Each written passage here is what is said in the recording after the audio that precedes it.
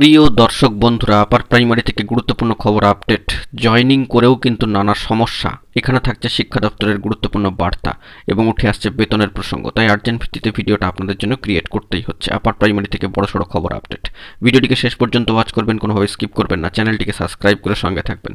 চলুন কথাবার্তা না বাড়িয়ে আমরা মূল টপিকে ফোকাস করি। বন্ধুরা, অত্যন্ত গুরুত্বপূর্ণ খবর আপডেট। এবার আপার প্রাইমারি থেকে উত্তর দিনাজপুরের চাকুলিয়ার সম্মানীয় এক প্রার্থী দীর্ঘ 8 বছর অপেক্ষা করার পর অবশেষে নভেম্বরে স্কুল সার্ভিস কমিশনের বা এসএসসির কাউন্সেলিং শেষে বাড়ি থেকে কার্যত 12 কিমি দূরে আপার প্রাইমারি স্কুলে শিক্ষকতার চাকরি পেয়ে জয়েন করেছেন। কিন্তু এখনও তিনি বেতন পাননি। কবে পাবেন তাও তিনি জানেন না। বস্তুত সম্মানীয় শিক্ষক শিক্ষিকাদের বেতন নিয়ে প্রবল একটা টানাপোড়েন চলছে স্কুল বিদ্যালয় পরিদর্শক, ডিআই মাধ্যমিক এবং বিকাশ ভবনের মধ্যে। অথচ দীর্ঘদিন স্কুলের নিয়োগ বন্ধ থাকার পর 8,651 জন প্রার্থীকে হাতে হাতে রেকমেন্ডেশন লেটার দিয়েছিল এসএসসি। কিন্তু এখানে উল্লেখ্য, তড়িঘড়ি সমস্ত শিক্ষক শিক্ষিকাকে অনেকেই পুজোর আগে অ্যাপয়েন্টমেন্ট লেটারও দিয়ে দিয়েছিল বহু স্কুল। কিন্তু এখানেই সমস্যা।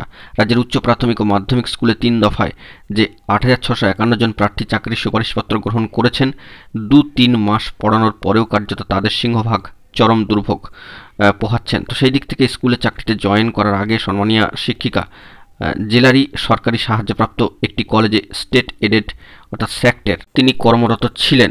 মাস শেষে 20,000 টাকা বেতন ভাতা পেতেন। তো 7 মাসের সন্তান সম্ভবা তিনি।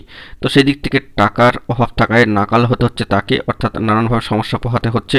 সম্মানীয় শিক্ষিকার মতোই অবস্থা হুগলি সিঙ্গুরের সম্মানীয় আরও এক শিক্ষকের। তো ঝাড়গ্রামের বাহির গ্রামের কেডি হাই স্কুলে ইতিহাসে সম্মানীয় শিক্ষক হিসাবে তিনি 9 ডিসেম্বর যোগদান করেছেন। কিন্তু এখনও পর্যন্ত শিক্ষক হিসাবে তার অ্যাপ্রুভাল হয়নি।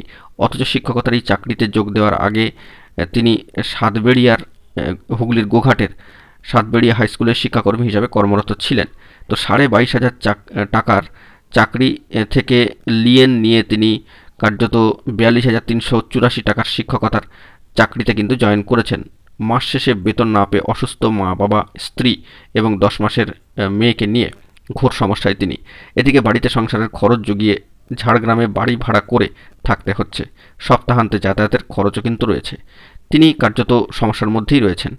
তো স্কুলের সম্মানীয় প্রধান শিক্ষকরা বলছেন যে সংশ্লিষ্ট এসএসসির সুপারিশ পাওয়ার পরেও 7 থেকে 10 দিনের মধ্যেই তাদের জয়েন করার নিয়োগপত্র দিয়েছে স্কুল। শিক্ষক শিক্ষিকারা সময় স্কুলে যোগও দিয়েছেন। কিন্তু নিয়ম মেনে এসএসসির সুপারিশপত্র, স্কুল ম্যানেজিং কমিটির প্রস্তাবনা, শিক্ষকের জয়েনিং রিপোর্ট এবং সংশ্লিষ্ট পোস্টে ডিআই সাহেবের প্রায় পারমিশন লেটার সহ 13টা নথি ডিআই মাধ্যমিকের কাছে নিয়ম মেনে পাঠানো হয়েছে অনুমোদন বা অ্যাপ্রুভালের জন্য, কিন্তু অ্যাপ্রুভাল মেলেনি। ফলে ওই শিক্ষক শিক্ষিকারা মাইনেও পাচ্ছেন না। একাধিক ডিআইয়ের আবার দাবি কার্যত যে স্কুল শিক্ষা দপ্তরের তরফে নতুন ফরম্যাট পাঠানোর কথা, তাই অপেক্ষা করা হচ্ছে। তো এই বিষয়ে অত্যন্ত গুরুত্বপূর্ণ তথ্য।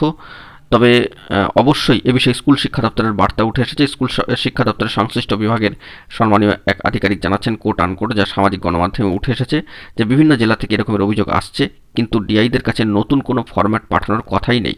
তাছাড়া 2 চব্বিশ পরগনা, কোচবিহার, দক্ষিণ দিনাজপুর এবং আলিপুরদুয়ারে এমন সমস্যা নেই। মুর্শিদাবাদের 70 জন এবং মালদায় 100 জনের ক্ষেত্রে ডিআইরা অ্যাপ্রুভাল দিয়েছেন, অন্যত্র সমস্যা মিটবে। তো অত্যন্ত গুরুত্বপূর্ণ বার্তা স্কুল শিক্ষা দপ্তরে। দেখা যাক পরবর্তী ক্ষেত্রে কি আপডেট উঠে আসে। এখন এটুকুই। সকলে ভালো থাকবেন, চ্যানেলটিকে সাবস্ক্রাইব করে সঙ্গে থাকবেন। ধন্যবাদ।